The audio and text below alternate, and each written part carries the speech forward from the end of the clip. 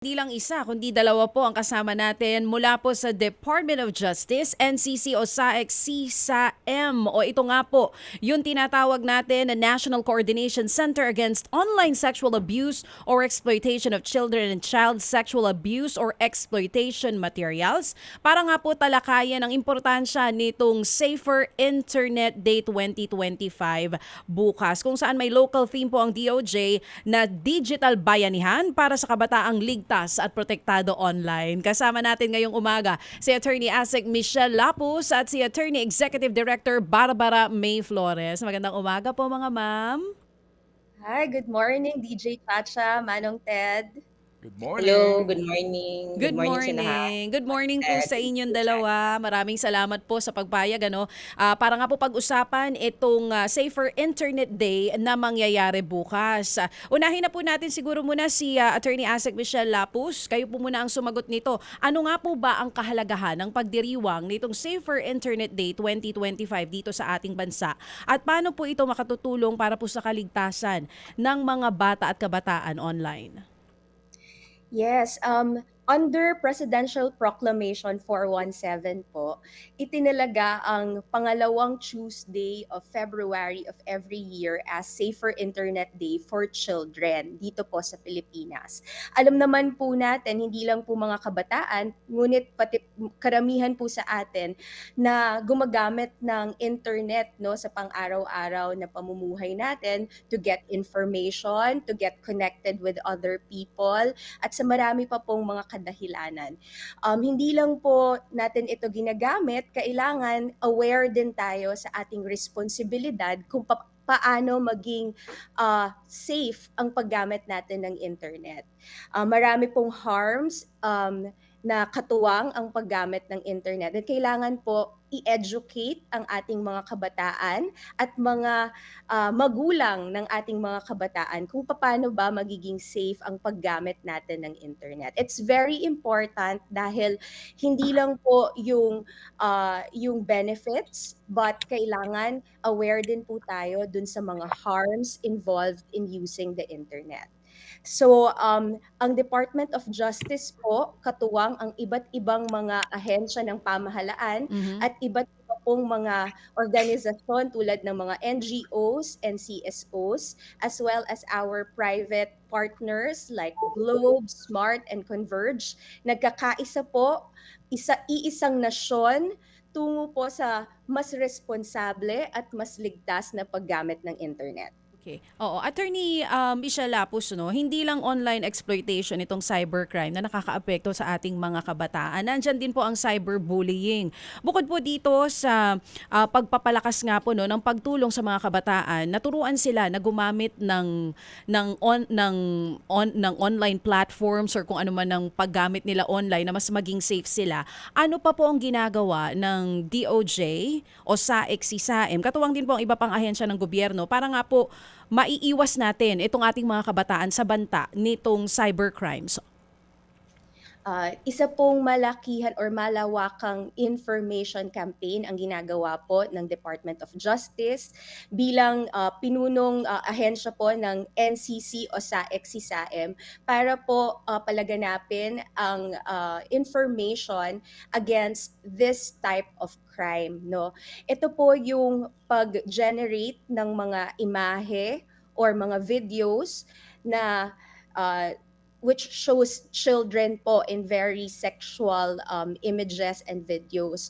Ang ginagamit po itong mga imahe na to either uh, to earn money or to extort, or ang tinatawag po dyan ay sextortion. Parang bina-blackmail sila para magbigay ng mas marami pang mga imahe. Yun po, nagiging cycle of violence po ito and abuse. We also inform the duty bearers katulad po ng mga teachers, mga barangay officials na mas maging vigilant po, no? So pag nakikita niyo po na nag-iba ang ang actions ng mga kabataan within our care. Magtaka na po kayo. Let us be more vigilant and be more proactive in protecting our children. Lalong-lalo na po ito, ang hirap po para sa mga bata na sila po mismo ang magsumbong. So, our call is for the adults in communities, in schools to be the ones to be more proactive. Pag meron pong suspicious activities or changes in behavior, magsumbong na po, makialam. And let's be more aware of the changes in the lifestyles of our children. Asek Michelle, balikan po kita mamaya ha. Puntahan ko lang po itong si Attorney Executive Director Barbara May Flores. Attorney, ito pong sinasabi na information campaign ni Asek Michelle. Katuwang niyo po ba dito itong mga private tech companies natin and different online platforms para po masugpo ito po mga gumagamit ng bata? Yes, DJ Chacha, no? Katuwang namin lahat ng maraming private sectors dito, no? Including hindi lang mga internet service providers gaya ng PLDT, Globe, and Smart and Converge, pati na rin mga financial intermediaries, no? So, ano ba tong mga financial intermediaries? Pati yung mga money remittance centers at mga bangko, no? Nagkukonsulta din kami sa kanila paano ba maprotektahan yung mga kabataan natin at para rin mag-disseminate nitong mga information and education materials namin. In fact, pati yung mga internet service providers, may sarili din silang mga educational materials, ng mga videos, na kanila ding dinidistribute, no? Sinishare sa lahat ng stakeholders at pati na rin sa mga sa public. And meron din pong kaming mga NGOs na nagpa-partner naman sa Department of Education, no, ng mga educational materials din. Mga video na talagang interesting na angkop sa mga kabataan para matuto sila ano ba yung digital safety, ano ba yung tinatawag na digital hygiene, no? Pati yung mga safe touch, what is a good touch and a bad touch. So mga ganung kahit mga simpleng mga educational materials na kayang ma-absorb ng mga kabataan. Tsaka yung mga maiigsi, alam naman natin yung mga kabataan ngayon, 'di ba? Hindi pwede yung mahabang mga videos, baka ayaw ng panoorin. So Oo. we also try to cater to that kind of behavior ng mga bata. Mm. Let's keep it simple and let's keep it short. Oo, tama po yung sinabi niyo, no? Kasi may mga pag-aaral nga na yung attention span nitong ating mga kabataan umiiksi. Kaya nauuso din ngayon yung mga short videos na ina-upload, mapa sa Reels man yan or sa TikTok. Nakagawa na rin po ba ng pag-aaral ang DOJ o SAEC CSAM kung saan online media platforms madalas tambay ang mga kabataan? Wala namang masusing pag-aaral pa kung saan ba talaga sila nakatambay ng mga Mhm. internet platform. Pero Mhm. nagkaroon kami ng mga ah, consultations with children, no? Ang DOJ, NCC o SAIC, pati na yung mga ibang NGOs, no? And doon makikita base sa mga sagot ng mga kabataan, no? Ano pa rin etong Facebook, TikTok, TikTok, TikTok, mhm. Instagram, meron din silang mga hindi tayo masyado familiar kagaya ng Discord. Yeah, oo. Yung iba naman sa games, no, Mhm. Nagsuspend. nag-i-interact. Oo, oo. Yung sikat dun yung Roblox ba yun? Ro Roblox. Roblox, yan, Mhm. oo. So makikita natin na although dun pa rin sila sa mga mainstream na mga internet platforms, marami din silang mga platforms na tayo mga adults, medyo hindi tayo pamilyar. So kailangan din talagang ma-educate, hindi lang yung mga kabataan, pati rin tayong Pati mga mga adults. Kasi magulang. Mm. opo, kasi paano nga naman natin babantayan yung mga kabataan kung hindi natin alam saan ba sila nagpupunta, 'di ba? Para lang yang kung sa physical world pa, 'di ba, dapat alam natin kung saan sila gumagala. So gano'n din dapat sa internet. Alam natin ano ba yung binibisita ng mga anak natin sa internet. Opo. Attorney, maganda itong napapanood natin habang tayo nagkakaroon ng panayam. Napapanood tayo ngayon sa RPTV, sa 1PH, sa True FM TV, no? Habang paki-play lang ulit direct, no? Habang tayo may interview, meron kayong mga infomercials na ginawa para sa kaalaman ng mga bata kung kailan ba, alam mo yun, mga senyales na inaabuso na sila o may tangka, no? Na sila'y abusuhin.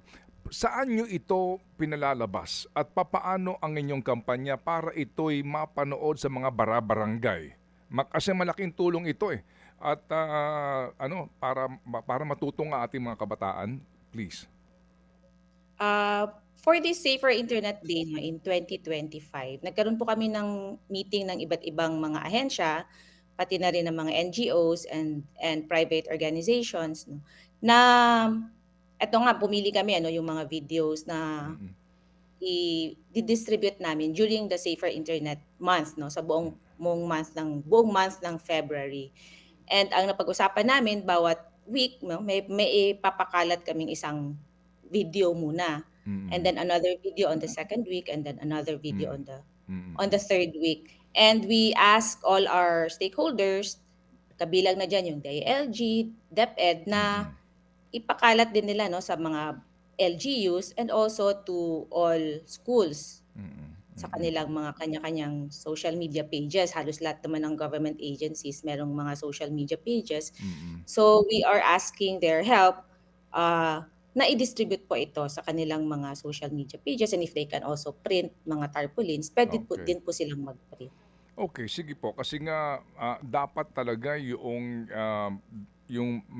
target audience natin, target natin dito na matuto ay magkaroon ng pagkakataon na mapanood yung inyong ginawa nga no ng mga infomercial na ito.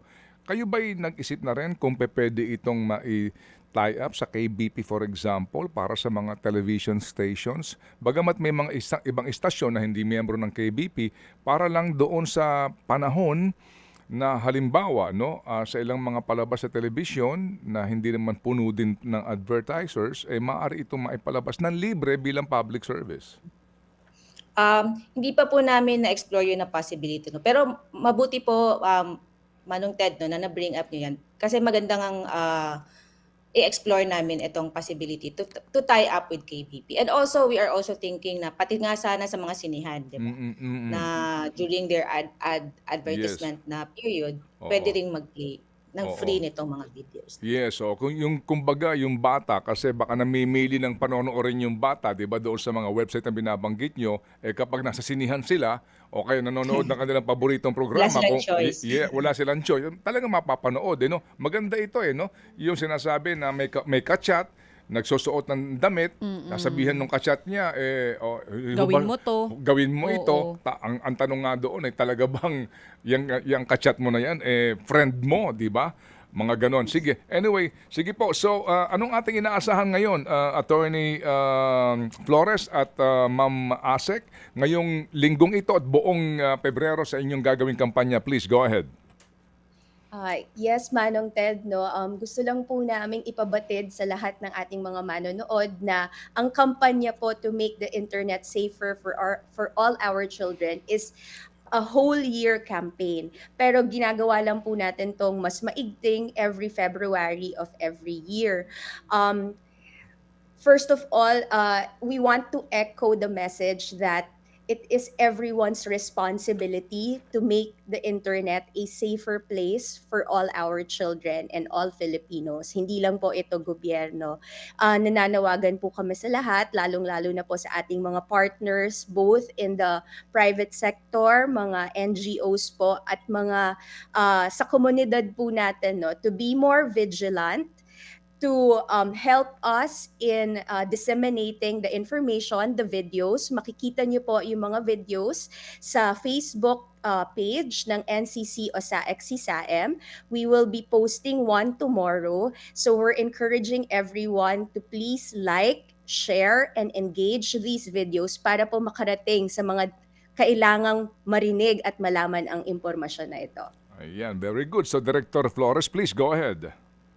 Yes, no, I would like to re-echo yung sinabi ni Asek Michelle, no. Kaya nga ang theme namin ngayon is digital bayanihan kasi gusto naming i-emphasize na hindi ito trabaho lang ng DOJ, hindi ito trabaho lang ng DSWD, trabaho to ng buong bansa, no, even international community na protektahan ng ating mga kabataan. Kaya please join the campaign by liking and by sharing the videos, no, that we have prepared for the entire month. No? Yung Facebook page po namin is National Center Against OSAEC, CSAM yung pangalan if they want to Opo. search for it. Okay, sige po. So ladies, amin lang uulitin ang aming pong programa, ang aming pong himpilan True FM ay bukas po anytime kung nanaisin po ninyo para maging daan po o tulay sa pagpapalaganap po ng informasyon na ito dito po sa ating advokasya. Salamat po ladies.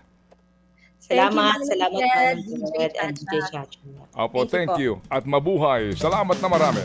Yan nga po mga kapatid, nakasama po natin si ASEC Michelle Lapus at si Attorney Executive Director Barbara May Flores ng NCC o SAEC, CSAM ng DOJ po yan mga kapatid.